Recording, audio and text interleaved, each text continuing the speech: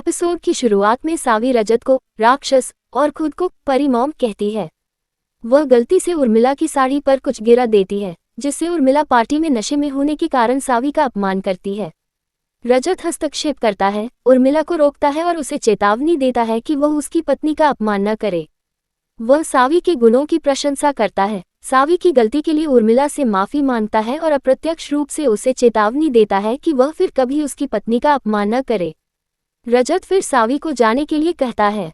सावी विरोध करती है, गरबा नृत्य जारी रखना चाहती है, लेकिन रजत उसे पार्टी से दूर ले जाता है। सावी रजत से बहस करती है और पार्टी में वापस जाने की मांग करती है। रजत उसे उठाकर बाथरूम में ले जाता है। जब सावी पूछती है कि ऐसा क्यों है, तो रजत उसे बहते हुए शॉवर के नीचे खड़ा कर देता है और कहता है कि जब तक वह होश में नहीं आ जाती तब तक वही रहे। फिर वह बाथरूम से बाहर निकल जाता है।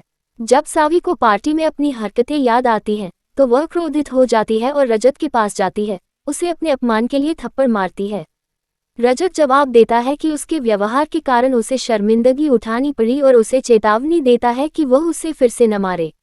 अगली सुबह रजत सावी को सोते हुए देखता है और सोते समय उसकी मासूमियत पर विचार करता है। वह अपने गाल पर एक थप्पड़ का निशान देखता है और निराश हो जाता है। सूरज की किरणों से उसकी नींद में खलल डालने से बचने के लिए वह पर्दे बंद कर देता है, लेकिन गलती से एक फूलदान टूट जाता है, जिससे सावी जाग जाती है। वह सवाल करती है कि वह उसके बिस्तर पर क्यों है, और रजत उसकी चिंताओं को दूर करते हुए उसे आराम करने के लिए कहता है। ईशा खुश होकर शांतनु से कहती है कि वह रजत के सावी के प्रति समर्थन से प्रभावित है। उसे संदेह है कि सावी के नशे में होने के पीछे भाग्यश्री का हाथ हो सकता है। खाने की मेज पर लकी सावी को नींबू पानी देता है। ईशा और शांतनु ठक्कर के घर नाश्ते के लिए जाते हैं, जहां ईशा बताती है कि वह उपवास कर रही है। ईशा सावी से पिछली रात के बारे में पूछती है और सावी झूठ बोलती है, दावा करती है कि उसने एक्सपायर हो चुकी सिर्फ पी ली थी। जब ईशा रजत के गाल के बारे में पूछती है, तो भाग्यश्री रजत को समझाने के लिए कहती है और वह झूठ बोलता है कि एक बड़ी बिल्ली जिम्मेदार है। साय आती है और नाश्ता करने से मना कर देती है। रजत और सावी से उसके पीटीएम में शामिल होने के लिए कहती है। वे सहमत हो जाते हैं। मृन्मयी रजत को थप्पड़ मारने के बारे में सावी से सवाल करती है। ईशा रजत की तारीफ करती है और उर्मिला को फटकार लगाती है, जिससे सावी प्रभावित होती है।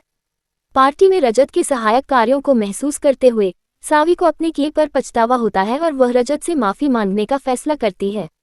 अपकमिंग स्टोरी रजत अप्रत्यक्ष रूप से सावी से माफी मांगता है और नोट्स के जरिए एक नई शुरुआत करने का अनुरोध करता है।